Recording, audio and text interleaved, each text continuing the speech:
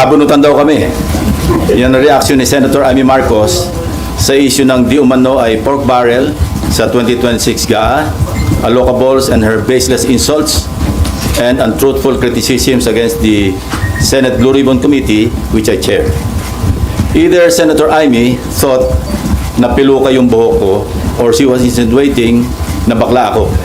Kaya siya nagamo ng sabunutan. On both counts, I say nothing can be farthest from the truth. No? Una, hindi po piluka ang aking buhok. Idugtong ko na rin na walang peke sa mukha ko. Hindi rin pustiso ang ngipin ko. My teeth are all mine. Ulitin ko, walang peke sa anumang bahagi ng aking mukha. Pangalawa, lalong hindi ako bakla. At kung iniisip ni Senator Amy na bakla ako, wala siyang maaaring makita na macho dito sa mundo.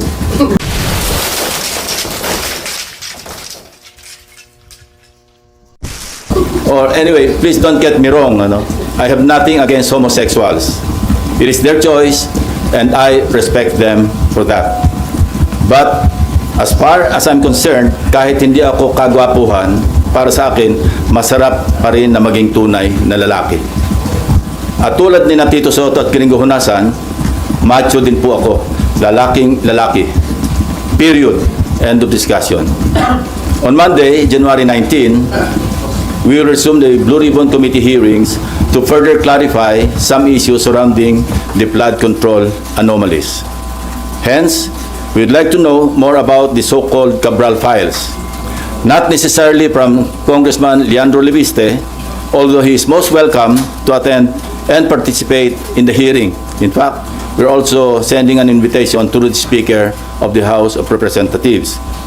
But we prefer to get it from the original and official source itself, the DPWH, Department of Public Works and Highways.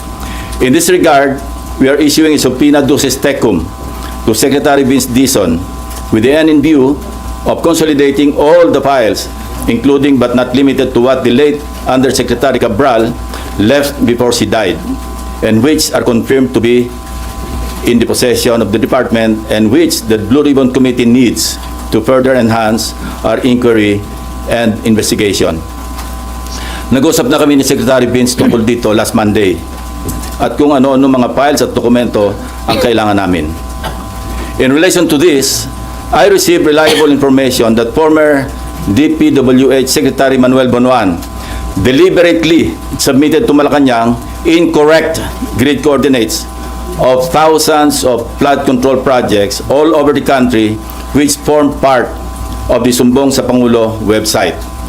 This resulted in grossly inaccurate data involving some 421 ghost projects on previously inspected flood control projects earlier reported to the public by the said department, and which they are now trying to rectify by comparing the records in their multi-year planning and scheduling or MIPS MYPS, Project and Contract Management Application or PCMA, and other related documents that remain intact and in the possession of the department. Second, we would like to clarify persistent reports that former Speaker Martin Romualdez had purchased a house and lot in a plush subdivision in Makati City using the Discayas as front in the said sale. If verified to be true, this could possibly establish a direct connection between the former Speaker and the Discayas. In this regard, we may invite the former owner of the property to shed light. This is what I'm advising Senator Amy Marcos. Noise does not convict. Neither does it indict even who may be perceived as the most guilty in the FCP or flood control project saga. Only evidence does. Kaya kung meron siyang mayambag na ebidensya para madiin ang kanyang pinsan, sumali siya sa pagdinig. Walang pipigil sa kanya at walang magbabawal sa sasabihin niya o gagawin niya. We would also seek further clarification from the so-called BGC boys and what prompted reports that they have recanted or planning to recant their testimonies before the committee or any other investigating body. I also intend to clarify with former Yusek Bernardo the circumstances behind a failed attempt by former Chief PNP and now MMDA General Manager Nicolas Torre to take him under the custody of the latter and find out for what purpose. We will also issue subpoena to personalities who snubbed our invitations during the last hearing under pain of contempt and arrest by the Senate Sergeant at Arms. With all that said, I'm ready to answer your questions. Sir, balikan ko lang yung kay Senator Amy Marcos. How do you find yung ganong klase ho ng statement or reaction sa inyong naging pahayag bilang isang lawmaker? Well, nakakagulo, no? Hindi nakakatulong. Kasi unang-una, wala talagang pagpipigil o pagbabawal na ginagawa. Particularly ang chairman o sinong miyembro ng komite na nag-aatin ng hearing. Sino kami para magbawal sa kasamahan namin? No? So talagang masyadong insulto sa integridad ng Senate Blue Ribbon Committee. Sa amin lahat, for that matter. Even to herself, kasi member siya ng Blue Ribbon eh. Hindi nga siya nag-a-attend, so paano niya masasabi na pinagbabawalan siya o sila? So, anong intention niya? Sirain yung credibility ng investigation ng Senate Blue Ribbon Committee? Hindi ko alam, kasi even earlier, di ba marami siyang sinasabi sa inyo na may babaliktad. Hindi ko alam kung bakit ginugulo niya. No? I think you better ask herself or her, no, regarding that issue. Pero napakababang level po ba yung mga statement o yung mga term na ginamit niya bilang sagot ho sa inyo? Ayoko na mag-comment. Una-una, hindi, non-answer naman yung kanyang sagot eh. Hindi naman niya kinonfront yung issue. No? Sa halip, nililihis niya at anong mga issue pa ang kanyang sinasabi sa pagtugon doon sa naging usapan o usapin. And then dun ho kay House Speaker Martin Romualdez, sino po yung may-ari ng biniling property na naging front ho ay ang Diskaya? I'm trying to arrange a meeting with her, and kapag may liwanag na, kasi narinig ko rin na parang willing siya mag-testify. Yung may-ari, sir? Yung may-ari, yung dating may-ari. Para talagang, at least, pwede nating paghanapan o magsimula ng investigasyon tungkol sa direct connection o direct link between the Diskayas and the former speaker. Pero mag-attend na ho this coming Monday yung may-ari ng property? Sinasabi ko, nag-arrange ako ng meeting sa kanya at kung sasang-ayon siya na mag-attend, papadala namin siya ng invitation. Sino po yung source ng information na... Marami nagsasabi niyan. So ito na po yung pwedeng maging direct link at baka yung hindi... para may pagsimulan yung kung sino man yung gusto mag-imbestiga. Against former Speaker Romualdez? Not necessarily against, but to shed light. Bakit ganun ang connection? Para pagkatiwalaan mo yung isang contractor na nasa sangkot sa, sinabi ko na to, 207.5 billion pesos na kontrata mula 2016 hanggang 2025. Napakalaki. So kung mayroong koneksyon, dapat na maliwanagan natin kung bakit ganun kalakas ang tiwala para ipagkatiwala mo yung pagbili ng isang house and lot sa isang subdivision, sikat na subdivision sa Makati City. At magkano po yung amount nung... Name your price yung usapan. Gusto natin maliwanagan kung magkano talaga nagkabentahan. Pero hindi po invited si former Speaker Romualdez? As I said, pagdating sa counterpart namin sa House, mayroong parliamentary courtesy na umiiral. At pwede lang namin silang imbitahan, hindi pwedeng pilitin, through the House Speaker. Pero kung ayaw nilang mag-attend, wala rin kaming magagawa. Kasi ganun din ang dapat na tratong ginagawa nila sa amin. Dahil nga sa umiiral na interparliamentary courtesy between the two houses. Before Marlon, sir, according to DILG Secretary John Vic Rimulya, parang niutos na ni PBBM na madali na yung pag-uwi kay former Congressman Saldico. Kinukonsider na nila ang hingin ng tulong ng Interpol at ng United Nations. Sa tingin nyo, di ba ninyo pa sinasabi na pwede yun sa United Nations? So, too late ba itong action na ito? Hindi naman. Nothing is too late. Kasi ngayon pala naman magsisimula yung trial sa Sandigan Bayan at sa mga korte. Mayroon ng warrant of arrest na na-issue laban sa kanya dahil wala tayong extradition treaty na umiiral between Portugal or some other countries na pwedeng naandun si Saldico. So mas mainam na yung idaan ito sa UNCAC, sa United Nations corruption something, 192 member countries, member ang Pilipinas, at pwede tayong dumulog doon para maiuwi rito si former congressman ko. So kapag hiningi na yung tulong ng UN at Interpol, sigurado na po yung maiuwi sa bansa? Malamang. At saka yung European Union, alam ko meron silang agreement na magtutulungan sila kung nasa isang bansa na walang extradition treaty ang naghihiling na bansa.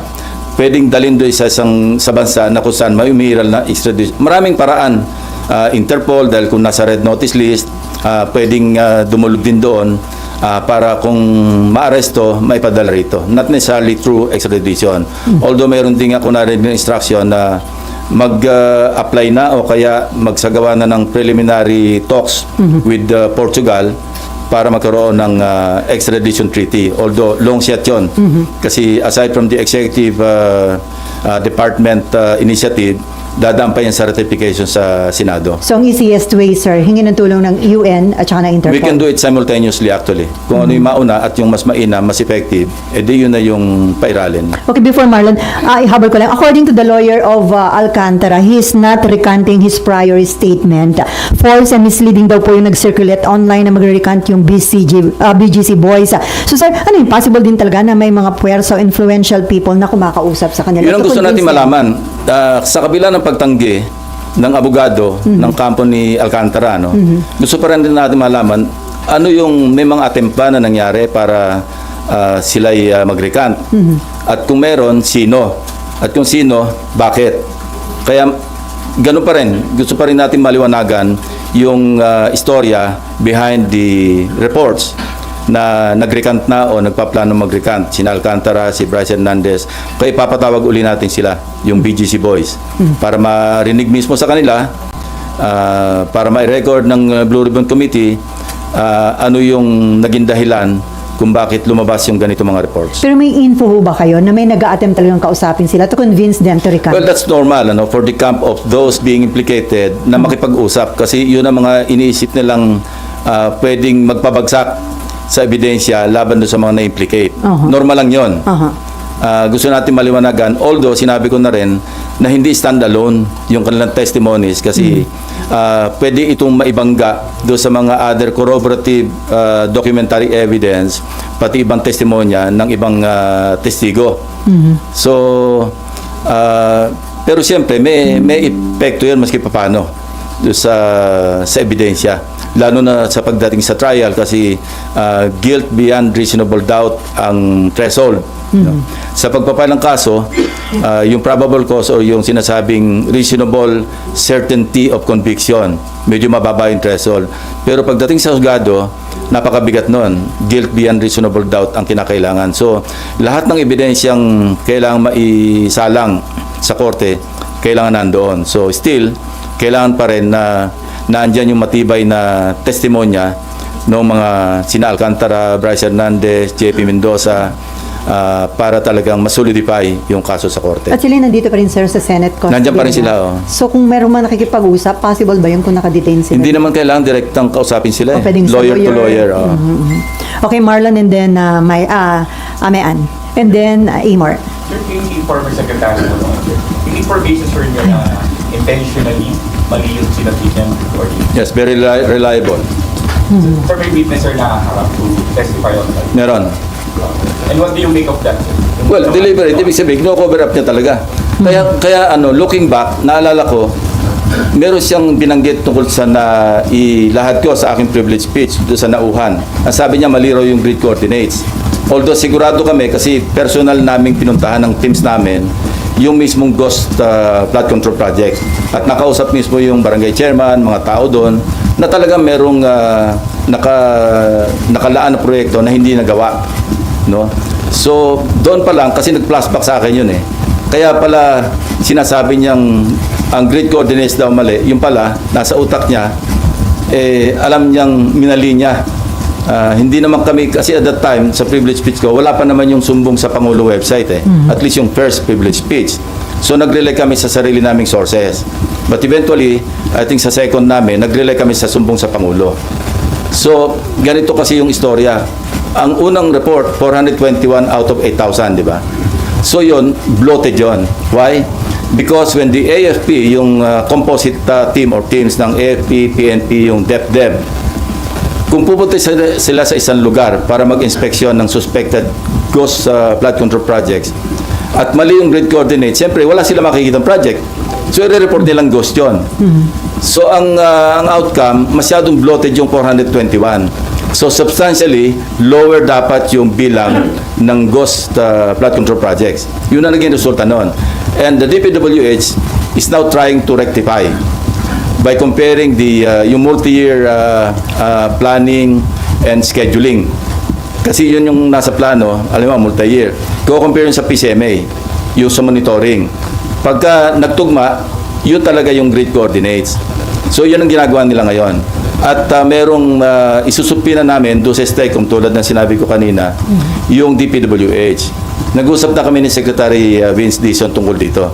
Magpapadala siya ng 2 USEC para mag-testify at dalhin lahat yung dokumento kasi doon sa STECOM. Sir, anong ibig sabihin sa complicity ni Secretary Bonoan doon sa previous ghost flood control project? Well, maliwanag. Maliwanag kasi even sabihin natin hindi siya maging principal, sa cover up pa lang, no? Kitang-kita mo yung kanyang complicity. Now, Secretary Bonoan is in the United States. More or less, may idea naman kami, yung authorities, kung nasaan siya doon. And minomonitor naman siya ng ating embahada ron. So, kung may lalabas na warrant para sa kanya, and kasi papadala namin siya ng subpoena. At siyempre, hindi siya makakarating, makokontempt siya at pa-issue din namin ng warrant. Even in the absence of a judicial warrant, we can request the proper authorities para maibalik siya sa Pilipinas. Sir, may criminal liability ba? Tingin nyo yung sa pag-cover up niya? Hindi lamang doon kasi sabit na nga siya, di ba? In-implicate na siya ni Bernardo na tumatanggap siya, binadalan siya ng 1 billion pesos doon sa sinasabing listahan na hinandle ni Bernardo. So, kumbaga minor lang itong pag-cover up niya sa complicity o sa criminal case o cases na haharapin niya. So sir, sa halip na makipag-cooperate, nag-submit pa siya deliberately ng incorrect. Well, that's part of misleading Malacanang. Kasi yung sinabi niya sa PMS, yun nga, incorrect. And this information came precisely from the DPWH. Kasi na-check nga nila na mali-mali. Kung isa o dalawa lang yung mali, pwedeng inadvertently na-omit, o kaya nagkamali. Pero katakot-takot daw talaga, and kita nila na deliberate yung pagsasubmit ng mali-maling grid coordinates. So, sir, lalo isipin lang- mo sumbong sa Pangulo, niloko niya pa. So lalo lang inilubog ni Secretary Bonoan yung sarili niya dito sa Akala niya makakalibre siya, pero yung records, hahabulin ka ng paper trail Like for example, halimbawa si Speaker Romualdez, sa ngayon, as we speak, sasabihin ko pa rin, wala naman talagang directamente nag-implicate sa kanya except Gutesa. Matibay sana kung si Gutesa na andyan, nagpunta sa DOJ, sa Ombudsman, at nag-affirm ng kanyang affidavit. Pero dahil wala siya, ngayon, kung meron si Senator Amy na ebidensya mapapakita, most welcome siya mag-attend. Huwag niyang kaming siraan na pinagbabawalan na implicate si former Speaker Romualdez. Kaya sa Lunes, kung meron siya pinanghawakan, pumunta siya, kung gusto niya, bibigyan ko siya ng 1 oras para ilahad lahat yung kanyang ebidensya kung meron. So sir, may nag-volunteer sa inyo para ibigay yung info tungkol doon sa biniling property ng... Yeah, may actually nag-volunteer. meron. Kaya nga pinaparents ko na kung pwedeng makausap yung dating may-ari para siya na mismo yung magsabi ng Detalye. ng mga detalye. Ang meeting nyo before January 19 Pinipilit kong before Monday. para kung sakali pwede siya mag-appear Yeah. on Correct. 19.